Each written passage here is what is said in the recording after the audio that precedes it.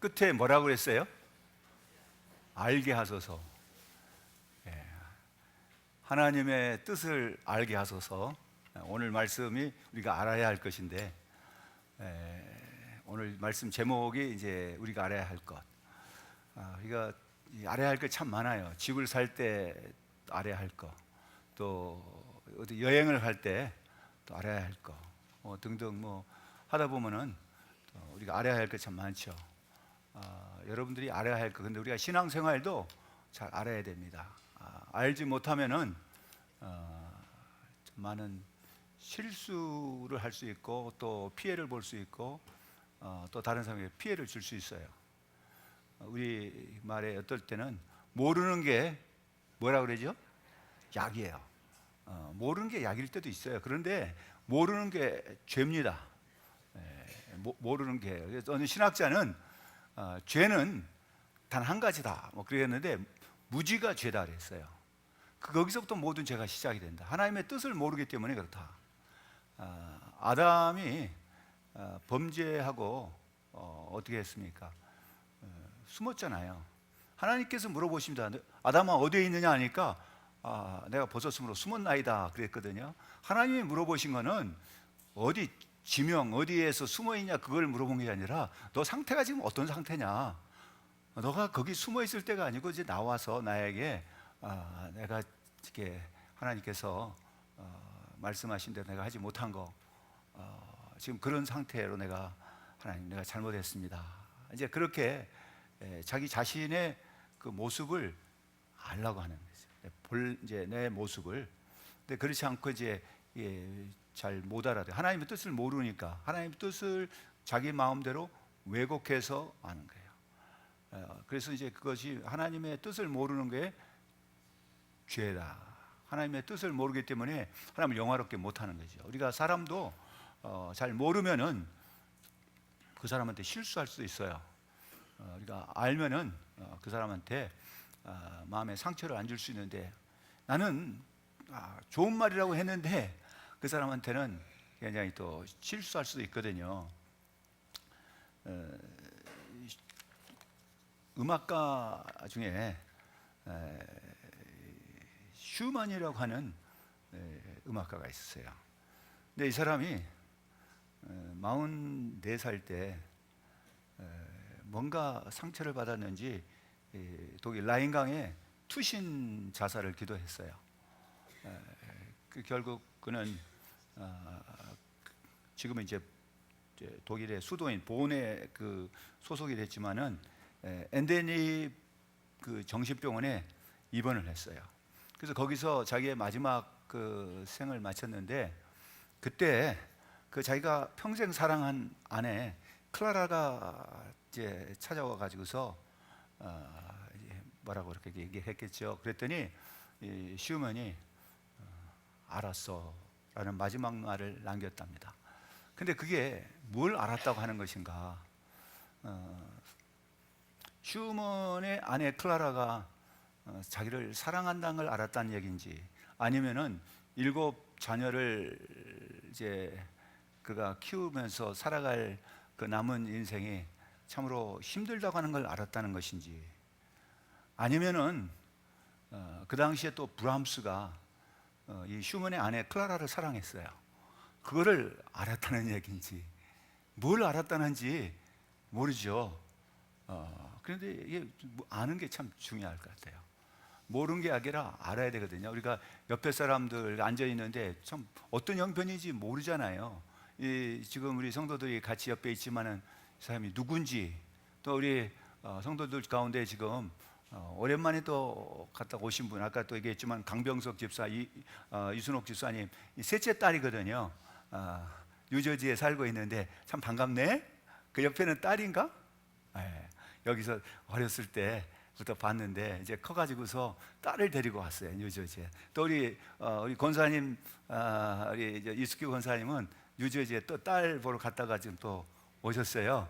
뉴저지에 갔다 오신 분이 둘이나 있고. 그러니까 그걸 아는 게 참 중요하잖아요. 어떤 상황에 있는지. 모르면은 그냥 누가 왔나 보다 그럴 텐데, 누가 왔는지, 또 그 사람이 어떤 형편인지 참 우리가 아는 게 중요해요. 예, 우리가 모르면은 말이 안 통합니다. 이 시대는 소통의 문제라, 소통이 잘 안 되는 게. 그래서 회사에서도 경영자들의 그 의도를 모르면은 이게 대화가 안 되잖아요. 또 지금도 우리나라 정부의 어떤 정책이 국민들하고 잘 소통이 안 되니까 문제가 발생돼요. 소통의 문제인데 뜻을 모르고 무슨 말을 해도 그 말이 무슨 말인지 제대로 잘 알아듣지 못한 때도 많아요. 그래서 오늘 이 말씀해 보니까 우리가 여호와를 알자, 힘써 알자 그래서 이게 알아야 할 것이 무엇인가를 생각하는데요. 아는 게 얼마나 중요한지 모릅니다. 이렇게 뭐 아는 게 뭐 힘이다 그랬는데 정말 아는 것이 사는 길인 것을 가르쳐 줘요. 근데 우리가 무엇을 알아야 될 것인가를 알 필요가 있어요. 모르면은 살 수 있는데 죽어요. 예를 들면은 오래전에 한국에서 그래도 아주 참 유명한 또뭐 기업의 뭐 회장 혹은 또 어느 뭐 은행의 은행장 이런 사람들이 이제 미국 그 캘리포니아로 놀러 가가지고서 거기에 이제 자기가 사놓은 호화로운 요트를 타고 태평양에 이제 나갔다가 이 배가 갑자기 침몰하게 됐어요. 그런데 그때 막 그 해안 구조대 거기 코스트 가드라고 하는데 해양 경비대에다가 막 SOS를 쳤습니다. 구조 신호를 보내고 막 구조해달라 했더니 알았다. 그래, 지금 곧 구조로 갈 텐데 있는 위치를 알려달라 그랬어요. 그랬더니 뭐라고 대답이 왔냐면은 나는 한국 모 은행의 은행장이다 그랬어요. 근데 이게 왜 그렇게 했냐면은 그 영어를 잘못 알아듣은 거야. 이제 자기의 위치, What is your position? 포지션이라는 말이 지금 내가 있는 곳이 어디냐 그 단어를 그냥 포지션 자기의 그 직위라고 그냥 이해하니까 나는 한국은행의 어느 은행장이니까 은행장이다. 옆에 있는 사람은 나 모 기업의 회장이다. 그게 지금 무슨 소용이 있냐고. 그러니까 모르면은요, 그 단어를 모르니까 엉뚱한 대답을 하는 거죠. 자기 나름대로 해석을 해버린 거예요. 자기 나름대로 아는 대로 해요. 그러니까 이 시대가 어느 시대냐면 사사기의 그 마지막을 보면은 21장 25절을 보면은 그때 사람들이 왕이 없으므로 자기의 소견에 옳은 대로 행했다 그랬어요. 그래서 이제 요즘에는 그런 모습을 뭐라고 표현하면 좀 유식한 말로 포스트 모더니즘이라고 그래요. 그 뭐냐, 어떤 기준이 없어요. 자기의 소견에 옳은 대로 자기가 알고 있는 것, 내가 가지고 있는 지식, 내가 가지고 있는 경험, 내가 이해하는 대로 그냥 판단하고 그걸 하는 거예요.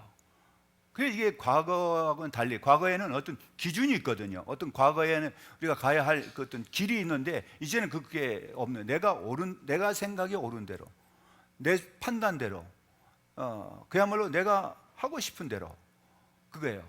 그러면 또 뭐가 있냐면은 내가 지금까지 이렇게 된 거는 누구의 도움을 받아서 됐다기보다 내가 열심히 해서 이렇게 됐다. 내가 열심히 노력해서 이렇게 이루어진 거고, 또 그 결과가 이렇게 내가 지금 부를 갖고 명예를 갖고 권력을 갖고 어떤 이제 성공을 했기 때문에 나는 누구의 말도 이제 나를 좌우할 수 없다. 그러니까 자기 본인, 굉장히 자기 본인. 이게 지금 뭐 세상이 다 그런가. 그 물결이 그런 물결들이 어디로 들어왔냐면 교회로 들어왔어요. 그 사람들의 사고 방식이 안 바뀐 채 교회로 막 물밀듯이 들어와서 교회에 지금 한국 교회 뭐 세계 교회에 교회라고 말할 때 이제 그런 특별히 이제 한국 교회 같은 경우는 그런 상황을 갖다 위기라고까지 얘기하는 게 뭐냐면은 그게 무너져 버린 거죠. 그래서 뭐냐, 그런 그 사고 방식을 갖고 있는 사람들이 교회에 들어와서 교회를 좌지우지하게 되는 거예요. 그다음에 교회가 어디로 가냐? 그냥 막 분열이 나는 거죠. 교회 서로 옳다고 주장하다 보니까. 그게 이제 그 당시에 지금 호세아가 이제 활동했던 시대, 그 시대적인 상황을 그렇게 표현할 수가 있는 거죠. 근데 그 시대적인 상황은 그때만 그런 게 아니라 사사 시대에도 그랬고, 그 다음 시대도 와서 계속해서 오늘날도 그래요. 그것은 인간의 그 죄성, 본성이 자기가 판단에 옳은 대로 하는 거예요. 내 생각대로 이해하는 대로. 그렇게 살다 보니까 뭐가 없냐면 기준이 없다는 거예요. 내 기준이 무너져 버렸다 이거죠. 그래서 오늘 우리가 정말 알아야 할 것이 무엇인가, 내가 정말 알아야 할 것이 무엇인지. 그래서 오늘 말씀을 보면은 이제 우선 알아야 할 것은 여기에 뭐라고 했냐면은 3절을 보십시다. 3절을 보시면 뭐라고 그랬어요? 그러므로 우리가 여호와를 알자, 힘써 여호와를 알자. 누구를 알자 그래요? 여호와를 알자. 다른 거 알아야 할 것 참 많아요. 우리가 알아야 할 것도 참 많지만은 우리가 신앙생활에서 가장 중요한 출발은 하나님 아는 거예요. 여호와를 아는 거예요. 그 힘써 알자. 그래서 안다고 하는 게요. 여기서 단어를 무슨 단어를 썼냐면은 이 단어가 이제 그 히브리적인 말에 이 단어에서부터 나온 단어인데 이 단어가 무슨 뭐야? 야다라고 하는 그 단어에서부터 나온 말이에요. 그래서 그 히브리 말의 야다라고 하는 거는 뭐냐면 아담에게 여자 그 이제 해와를 이렇게 줬을 때 아담과 해와가 이제 부부가 이제 둘이서 한 몸을 이뤘다. 그래서 서로 이제 만나서 부부가 돼 가정을 이루고 이렇게 했을 때 이 아는 거예요, 서로. 그리고 그 부부가 됐다고 했을 때 안다고 하는 것이 그때 뭐냐면 야다를 써요. 그래서 부부 관계 또 결혼 상태 이런 걸 할 때 야다라는 말을 썼어요. 그러니까 이 안다는 것이 그냥 그 연구에서 아는 것이 아니고 살면서 서로의 약점과 단점과 또 뭐 장점과 이런 것들 다 속속들이 아는 거예요. 그런데 우리가 부부도 같이 살면서 모르는 게 너무 많아요. 돌아가신 저희 장인께서 금혼식을 했을 때 참석을 했어요. 이제 금혼식이 50년이잖아요. 50년이 되셨으니까 제가 물어봤어요. 아버님, 50년을 사셨는데 결혼 생활 어떤가요? 그랬더니 이제 조금 알 것 같아. 50년을 같이 살다 보니까 이제 결혼이 어떤 것인지 부부가 어떤 것인지 조금 알 것 같더라. 그런 말씀을 하셨어요. 그러니까 우리가 같이 산다고 해서 다 아느냐 그것이 아닌데 여기서 안다고 하는 거는요 그냥 머릿속에서만 아는 것이 아니라 우리의 삶 속에서 아는 걸 표현하는 거죠. 그래서 저는 그런 말을 합니다. 사랑은 내가 사랑의 행동을 하기 전까지 사랑이 아니고 믿음은 믿음의 행동을 하기 전까지는 믿음이 아니에요. 머릿속에만 담아있는 거는 그냥 지식에서 끝나는 거죠. 그래서 믿음, 행함이 없는 믿음은 죽은 믿음이라 했어요. 그래서 안다고 하는 것도 지식이 뭐야? 내 삶 속에서 그 나타나야 되는 거예요. 하나님을 안다고 했을 때 아는 것이 우리가 어떻게 나타나야 되냐면은 하나님을 기쁘시게 하나님의 뜻을 아는 거예요. 하나님께서 뭘 원하시는 것을 아는 거거든요. 그런데 이 호세아 시대는 어떤 시대냐 하면은 역사적으로 얘기를 하면은 이제 이스라엘 이제 그 왕권 시대가 있어요. 그래서 이제 통일 왕국 시대를 하는데 이제 처음 왕이 사울 왕이었습니다. 그 다음에 두 번째 왕이 다윗이고 다윗의 아들 솔로몬이 그 다음에 왕이 됐어요. 근데 솔로몬 시대에 솔로몬이 막 부귀영화를 얼마나 많이 누렸어요. 지혜가 많았어. 그러다 보면요 사람이 부패하게 돼요. 하나님의 뜻보다는 자기가 가지고 있는 부귀영화를 갖다가 즐기고 그러다 보니까 하나님의 뜻을 버리게 돼요. 그러면서 뭐 하냐면은 이방 여자들을 아내로 막 그 이제 왕비로 이제 데리고 사는데 그러다 보니까 우상을 숭배하게 돼요. 그 다음부터는 이 여자 부인 말을 안 들은 남자들이 거의 없다시피 솔로몬도 그 말을 잘 듣다가 그 이제 결국 그 마지막 때 가가지고서는 솔로몬의 말기에는 우상 숭배에 빠졌어요. 그러다 보니까 그 아들 르호보암이 왕이 됐는데 이 르호보암이 또 세금을 갖다가 많이 부과했어요. 그때 이제 나이든 그 중신들은 그 지금까지 아버지 솔로몬 때도 궁전진이라고 많은 세금을 거뒀는데 그 세금을 조금만 거둬야 된다 했더니 그 르호보암의 친구들이 젊은 애들이 그 세금을 많이 거둬야 된다 막 해가지고 세금을 많이 거두니까 반발했어요. 여로보암이라는 사람이 10개 지파를 데리고 나가지고서 독립을 했어요. 그걸 갖다 북왕국이라는데 그걸 이스라엘이라고 불렀어요. 근데 그 북왕국의 가장 전성 시대가 어디냐면은 지금 호세아 시대. 그때 왕이 여로보암입니다. 여로보암 2세인데 그때 국력이 강화됐고 또 이제 영토적으로도 많은 것을 차지했고 그들이 영화를 누렸을 때요. 사람들이 개인도 그렇고 국가도 그렇고 어떤 영화를 누리고 또 힘이 있고 어떤 면에서 이제 부러울 것이 없는 상태 되면 그때부터 타락하기 시작해요. 근데 여로보암 때 굉장히 많이 타락한 거예요. 그리고 그 다음에 못지않게는 아합 왕, 그 북왕국의 가장 대표적인 하나님을 배신했던, 하나님 신앙을 버렸던 왕이 여로보암과 이 아합 왕인데, 그 호세아는 이 여로보암 시대 때, 여로보암 2세 때 활동했던 선지자입니다. 근데 호세아라는 이름은 여호수아라는 이름이나 호세아라든가 예수라든가 같은 의미를 갖고 있어요. 하나님은 구원자다 하는 의미를 갖고 있는데, 그 이름을 가지고 시대적으로 활동했을 때 그 시대적인 상황에서 뭐가 필요한 걸 가르쳐줘요. 호세아가 일했던 그 시대에 하나님의 구원이 필요했던 거예요. 근데 그 시대는 지금 뭐냐, 부귀영화를 누리니까 이 사람들 하나님 신앙을 버리고 뭘 따라가냐면 그 주변에 있는 바알, 아세라 이렇게 그 이방 신들을 섬기기 시작했어요. 어느 나라든지 비슷해요. 하나님께서 주신 은혜가 많이 있지만 그걸 잊어버리는 거예요. 그리고 뭘 찾아가냐면은 하나님께서 주셨다, 하나님께서 내게 은혜를 주셨다, 그래서 감사하면서 더욱 하나님께 영광을 돌리는 사람도 있지만은 이게 점차적으로 하나님 신앙을 떠나서 세상을 갑니다. 그래서 하나님 버려요. 근데 하나님을 버린다는 것을 이 호세아는 뭐라고 했냐면 4장 6절에서는 이렇게 말씀합니다. 여러분, 호세아서 4장 6절을 보면은 내 백성이 지식이 없음으로 망하는도다. 내가 지식을 버렸으니 나도 너를 버려 내 제사장이 되지 못하게 할 것이요, 내가 내 하나님의 율법을 잊었으니 나도 내 자녀들을 잊어버리리라. 그들은 번성할수록 내게 범죄하니 내가 그들의 영화를 변하여 욕이 되게 하리라. 번성할수록 이들이 뭐했냐? 하나님 범죄했어요. 하나님을 떠났어요. 하나님의 말씀을 버렸어요. 하나님의 율법을 잊어버렸어요. 여러분, 이거는 굉장히 중요한 거죠.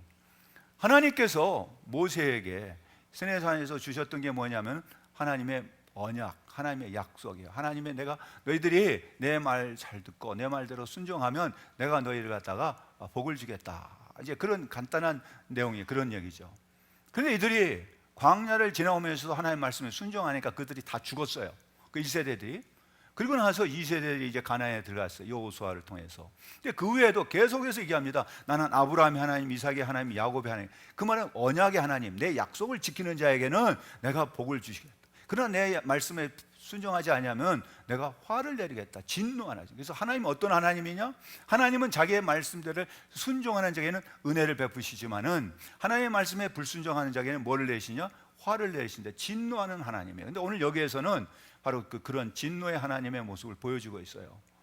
여러분, 우리가 하나님 그러면은 그냥 무조건적인 용서, 하나님 뭐 은혜, 사랑, 그냥 내가 뭐 잘못해도 하나님은 나를 사랑하실 거다, 그런 식으로 생각하는데, 그것은 유대인들의 사고방식하고 비슷해요. 유대인들의 신앙은 바로 그런 거죠. 우리는 선민이고 하나님이 택한 선민, 선택받은 백성이고 우리는 하나님께 우리를 거룩하게 구별한 성민이기 때문에 우리가 잘못해도, 우리가 죄를 범해도 우리는 구원받는다는 그런 의식이 있는 것 같아요. 그런데 그런 것들이 지금 많은 교인들 속에 퍼져 있는 것 같아요. 뭐 그냥 나는 하나님 백성이니까, 하나님 내가 뭐 교회 나오니까 예배하니까 나는 신앙생활을 하니까 뭐 그냥 하나님께 날 구원하실 거다. 그런데 그러면서 뭐하냐? 하나님이 기뻐하신 뜻을 모르는 거예요. 하나님은 뭘 원하신지를 모르는 거예요. 하나님께서 원하신 것이 무엇인지를 알려면은 우리가 어떻게 해야 됩니까? 하나님께서 이렇게 살으라, 이렇게 하라 하는 것들을 다 말씀한 게 율법이고 하나님의 말씀이에요. 그게 하나님의 이제 원하신 것이잖아요. 근데 그들이 그걸 버렸어요. 잊어버렸어요. 그러면 뭘 찾아가요? 그 마음속에 뭐가 들어오냐면은 하나님 말씀이 들어야지. 여러분, 하나님 말씀을 들을 때도 하나님 말씀이 내 속에 있을 때 하나님 말씀이 내게 운동력이 있어서 살아서 내 심령 골수를 쪼개는 것이지, 하나님 말씀이 없으면은 내 소견대로, 내가 옳은 대로 다 칼질해요. 이건 아니고 저건 아니고, 내 생각과 맞지 않으면 이거는 다 버려요. 그리고 어쩌다가 자기 생각과 맞으면 오늘 목사님 은혜 받았습니다, 이제 그런 식으로 할 수 있어요. 그런데 하나님의 말씀이 내 속에 살아 있으면은 하나님의 말씀을 들으면서, 하나님의 말씀을 읽으면서, 하나님의 말씀대로 행하면서 그 사람이 하나님의 은혜를 누리는 사람이 되는 거예요. 그래서 우리가 뭐라 했습니까? 예수님께서도 사람이 떡으로만 사는 것이 아니라 하나님에서 나오는 모든 말씀으로 산다 그랬어요. 근데 하나님의 말씀을 버렸다는 얘기는, 다른 말로 말하면 하나님의 말씀을 잊었다는 얘기는 그들이 살지 못한다는 거예요. 죽음의 길로 가고 있다는 거예요. 근데 그들이 몰라요. 여러분, 자기가 지금 죽음의 길로 가고 있음에도 불구하고 지금 자기들의 삶은 부귀영화를 누리고 있어요. 그 여기 있는 그 4장에 있는 말씀대로 4장 7절 그렇잖아요. 그들은 번성할수록 내게 범죄하리니. 번성할수록 그들이 영화를 누리고 그들이 부귀를 가지고 자기들이 권력을 가지고 자기들이 점점 더 잘 살수록 하나님부터 멀어져요. 그러면서 뭐야? 하나님 말씀을 버리는 거예요. 이렇게 된 거는 내가 열심히 했고 내가 이제 잘해서 이렇게 된 것이지, 하나님 은혜를 자꾸만 버리게 된다. 그런 백성들 향해요. 오늘 6장 1절에서는 뭐라고 합니까? 오라, 우리가 여호와께 돌아가자 하는 거예요. 이게 뭐냐? 사는 길을 지금 말하는 거예요. 오라고 하는 것은 명령입니다. 이거는 명령은 선택사항이 아니에요. 오라고 하는 말씀은 이거는 하나님의 초청이에요. 예수님께서도 마태복음 11장 28절에 뭐라 했습니까? 수고하고 무거운 짐진 자들아 다 내게로 오라, 내가 너희를 쉬게 하리라. 쉼을 주기 때문에 난 내게 오라 초청했잖아요. 그런데 그 말씀을 듣고 예수님 앞에 나갔던 사람은 병도 고치고 구원도 받아요. 그러나 그 말씀이, 그 마음속에 하나님 말씀이 살아서 움직이지 않는 사람들, 자기의 소견대로 하나님 말씀을 난도질했던 그런 사람들은 예수님을 갖다가 뭐냐? 신성모독죄로 잡아왔어요. 그래서 십자가에 못 박았잖아요. 그럴 때 예수님은 그 십자가 위에서 자기를 못 박은 그 사람들 보시면서 뭐라 했습니까? 아버지여, 저들을 용서해 줘. 저들이 하는 일을 알지 못합니다. 하나님의 말씀을 알지 못하면은 예수님이 십자가에 못 박아요. 그들은 그러면서 잘했다고 생각해요. 자기는 정의를 행했다고, 자기는 승리했다고 그래요. 오늘날에 그런 모습이 세상 밖에서 이런 게 아니라 교회 내에서도 그런 모습이 얼마든지 일어나고 있어요. 자기들이 하고 있는 일이 뭔지도 모르면서 자기는 정의롭게 한다, 자기는 옳은 일을 한다고 해서 큰 소리 쳐요. 그게 뭐냐? 하나님의 말씀을 제대로 이해하지 못하니까. 예수님께서도 그랬잖아요. 내가 하나님의 말씀을 읽긴 읽어도 제대로 알지 못한다는 거예요. 하나님이 뭘 원하신지를 알아야 되는데, 여러분, 그렇기 때문에 우리는 뭐 해야 되냐? 하나님 말씀을 가까이 해야 돼요. 주를 가까이 함이 내게 복이라 그랬거든요. 주를 가까이 한다는 것은 하나님 말씀을 가까이 해야 돼요. 하나님 말씀을 자꾸만 읽어야 돼요.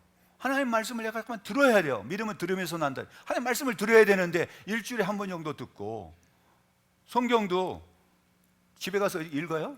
이 시간 예배 끝나고 나서 성경을 요즘에는 가져오지도 않아요. 자기 성경도 안 가져와요. 이런 데 어딘데 숨겨놨다가 거기서 끄집어내가지고 와요. 그러면 그동안에 일주일 내내 성경 펴지도 않는다는 얘기 아니에요. 이제 다음 주부터는요, 자기 성경들 갖고 오세요. 제 눈에 그 숨겨있는 거 빼온 사람들은 나 성경 안 읽었습니다, 머리에다 표시라고 다니든지 하세요. 그 말은 뭐예요? 성경이라는 거, 하나님 말씀을 읽지 않고 어떻게 사느냐? 참 어떻게 보면은 참 답답한 겁니다. 그런 걸 볼 때.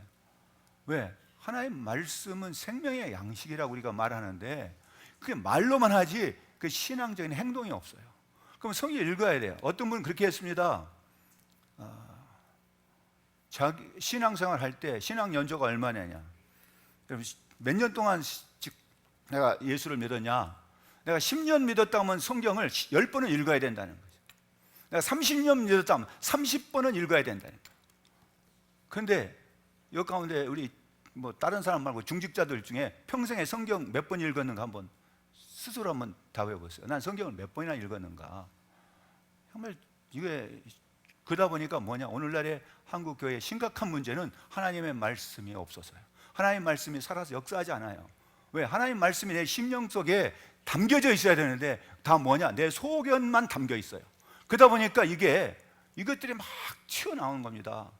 그래서 하나님 말씀을 읽자 그랬어요. 그래서 제가 지난주부터 이렇게 그 표를 갖다가 붙여놨잖아요. 근데 보니까 100명도 지금 다 거기에 기록이 안 돼 있어요. 정말 좋은 말 할 때 거기 좀 적으셔야 돼요. 네? 그 자기 이름 좀. 나는 읽겠다 하나님 앞에. 그래야지. 여러분, 오늘 이 말씀을 보면요, 오라 그랬어요. 오라. 오라고 하는 거는요, 이거는 무엇과 같으냐면 징집영지한 것 같아요. 분들 오라, 내게로 오라. 하나님의 소집 명령이에요. 오라고. 이건 초청임과 동시에 굉장히 강력한 부름이에요. 그런데 이 말을 듣고도 안 가는 사람이 있잖아요. 기피자가 나오고 도망병이 나오듯이 그런 말 해도 나는 몰라. 그리고 교회에서도 우리가 얼마든지 그런 말 하잖아요. 뭐 집회가 있을 때마다 저는 오라고 모시라고 막 하잖아요. 그런데도 제가 22년 뭐 이렇게 있는 동안에 아직도 그 집회에 한 번도 안 온 사람도 있어요. 그 교회에서 집회가 있는데 주일날 한 번 땡나 오고 그 사람은 새순 교인이라고 할 수도 없고 예수 믿는다고 할 수도 없을 정도예요. 정말 솔직히 말해서. 그러면서 교회에서 나는 뭐다 그런 말을 하는 좀 이해가 안 되는 거예요. 우리가 나를 위해서 오는 게 아니잖아요. 참목사를 위해서 하는 게 아니고 본인을 위해서, 본인이 사는 길이잖아요. 하나님 말씀을 듣는 것이 사는 길이고 하나님 말씀을 듣는 게 복인. 하나님께서 은혜를 주시려고 하는데 오라 그래도 안 와요. 왜 그럴까요? 왜? 자기의 소견에 그건 아니다는 거죠. 그거는 무슨 길로 가느냐? 죽는 길로 가는 거예요. 죽는 길로 가는데 그걸 보도하면 놔둘 수가 없잖아요. 그래서 지금 오라고 하는 거예요. 오라고. 그 백성들이. 그게 뭐라고 합니까? 오라. 여호와께로 돌아가자는 얘기예요. 돌아가자는 이야기는 지금 바알 신을 섬기고 뭐하는 그 길로 가던 사람이 마음을 바꿔서 하나님께로 돌아오라. 세상을 향했던 내 발걸음이 주님 앞으로 돌아오라는 거예요. 생각을 바꾸고 오라는 거예요. 주님 앞에 나오라는 겁니다.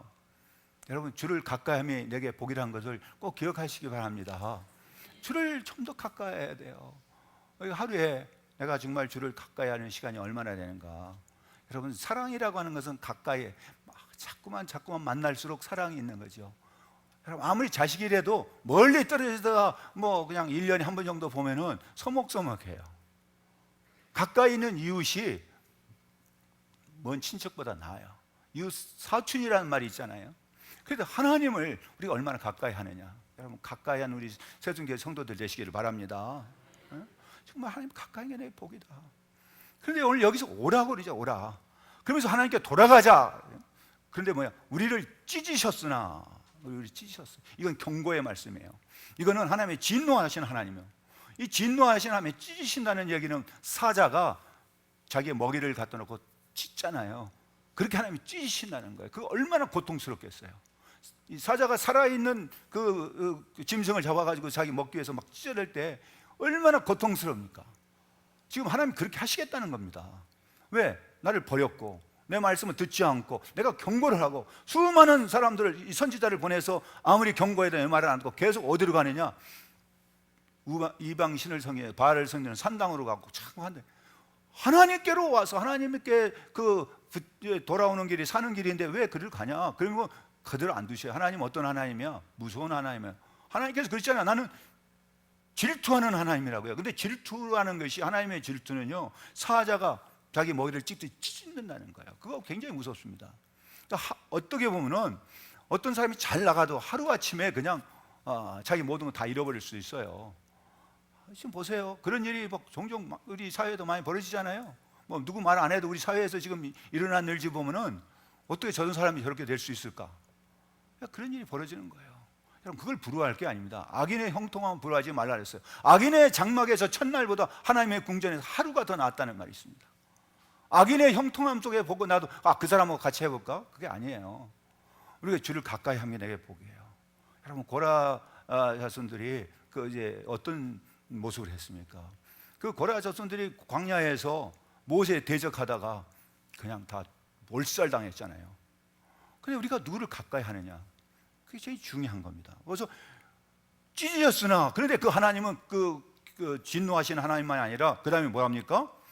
도로 낫게 하실 것이요. 여기는 어떤 하나님이냐? 하나님은 치료하시는 하나님이에요.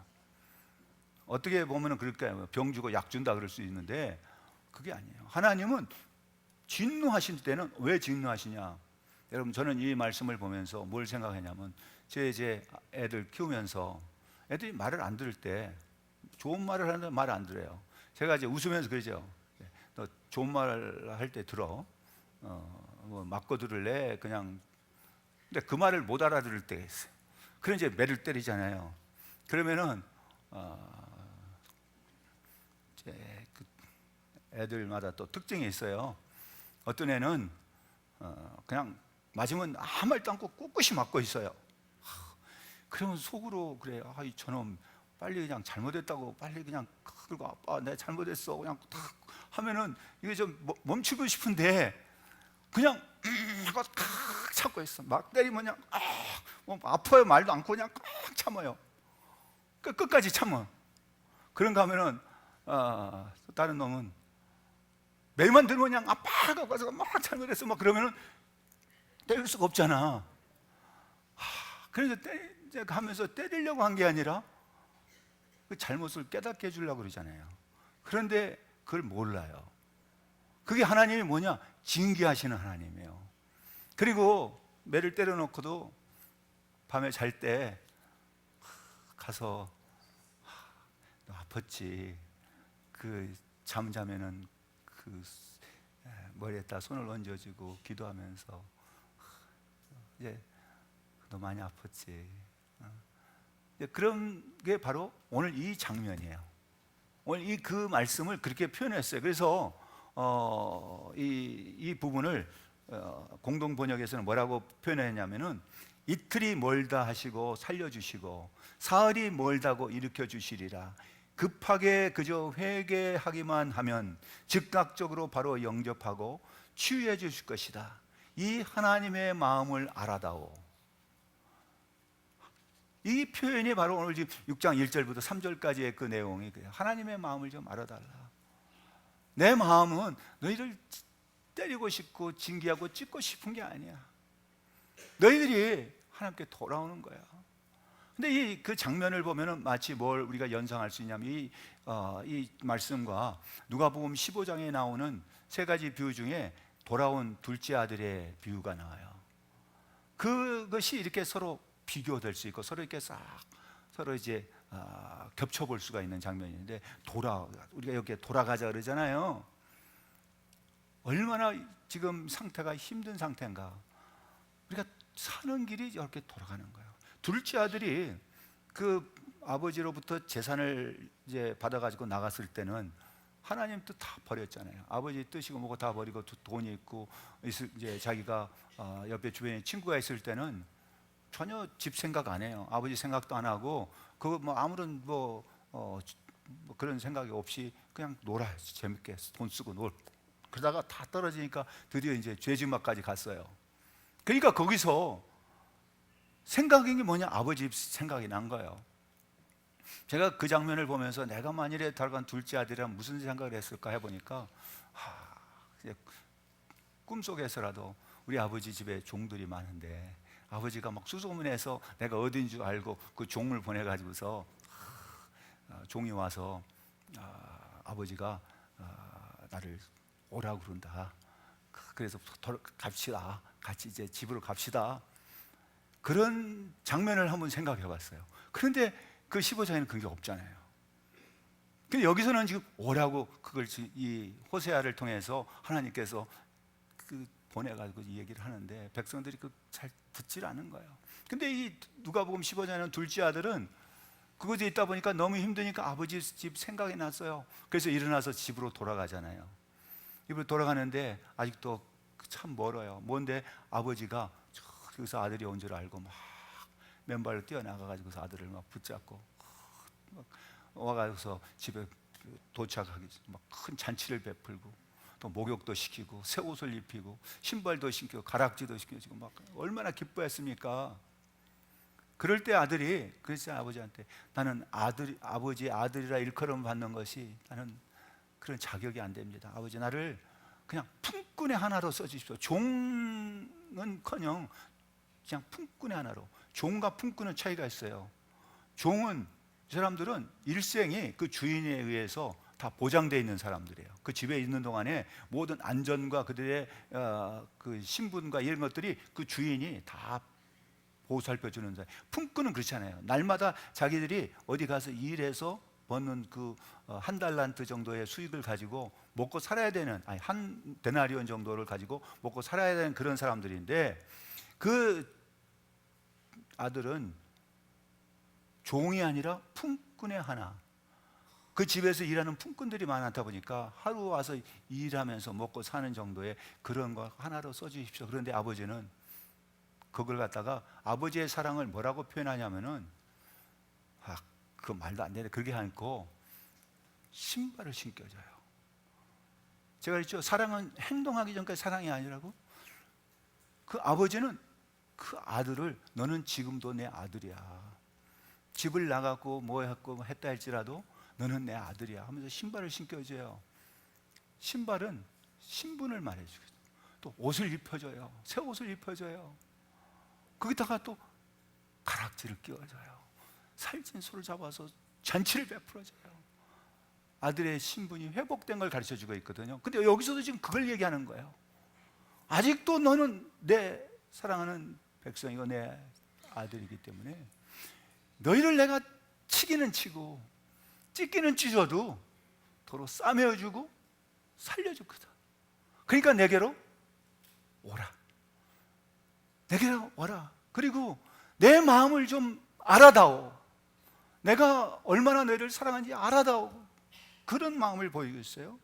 그렇기 때문에 뭐라고 합니까? 6장 6절을 한번 읽어봅시다. 6장 6절 호세아 6장 6절 나는 인애를 원하고 제사를 원치 아니하며 번제보다 하나님을 아는 것을 원하라. 뭘 원한다고요? 하나님을 아는 거예요. 여러분 우리가 하나님을 아는 게 얼마나 중요한가. 여러분 하나님을 아는 것이 우리에게 무엇보다 중요한데 아까도 말씀드렸지만은 어느 신학자는 그랬어요. 죄는 하나밖에 없다. 그거는 하나님을 모르는 거다. 무지가 곧 죄다 그래요. 모든 죄의 시작은 하나님을 모르는 데서 시작해요. 하나님의 뜻을 모르면은요, 부모의 뜻을 모르면은 아무리 효도를 한다 하지만 부모의 뜻과 맞지 않을 때는 그건 효도가 아니잖아요. 하나님께서 원하신 것이 무엇인가 그걸 가르쳐줘요. 그러면서 오늘 이 말씀 속에 뭐를 얘기하냐면은 자 보세요. 3절 2절을 한번 읽어봅시다. 여호와께서 이틀 후에 우리를 살리시며 셋째 날에 우리를 일으키시니 우리가 그의 앞에서 뭐예요? 살리라. 그의 앞이랑 그의 면전에서 그 얼굴 앞에서 그 앞에서 산다. 사는 길이 뭐 그 앞에 설 때 사는 길, 하나님 앞에 서는 길이 사는 길이라는 것을 가르쳐줘요. 그 길이 사는 길이라는 거예요. 여러분이 지금 살아있습니다. 하나님 앞에 나와서 예배하는 여러분들의 심령이 살아있다고 하는 걸 여러분 꼭 믿으시길 바랍니다. 하나님 앞에 나오는 것이 사는 길이에요. 하나님 말씀을 듣는 것이 사는 길이고 하나님 말씀을 읽고 하나님 말씀대로 순종하고 가는 것이 사는 길이라는 것을 잊지 마시길 바랍니다. 사는 길을 놔두고 자꾸 왜 죽는 길로 가느냐. 그렇기 때문에 못 가게 매질을 하는 거예요. 그쪽으로 가지 못하도록 돌아오라고. 그러니까 오라는 자꾸만. 여러분 오늘 주님 앞에 나온 여러분들이 정말 힘써 여호와의 하나님을 알고 하나님의 뜻에 순종하면서 하나님을 기쁘시고 하나님의 은혜를 누리는 우리 성도들 되시기를 주의 이름으로 축복합니다. 기도하겠습니다. 하나님